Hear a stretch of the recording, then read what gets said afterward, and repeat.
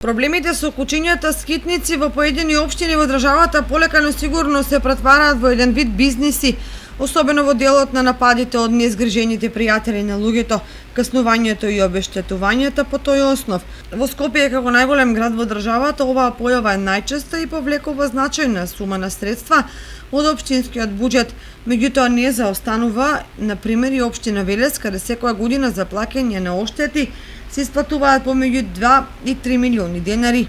Само за 6 месеци оваа година од буџетот на општина Велес се исплатени 2,13 милиони денари или околу 35.000 евра, а до надлежните служби во општината стигнале вкупно 34 пријави од оштетени граѓани. Интересно е дека во 2020 година били исплатени 2,7 милиони денари за 69 случаи и во 2019 година 2,3 милиони.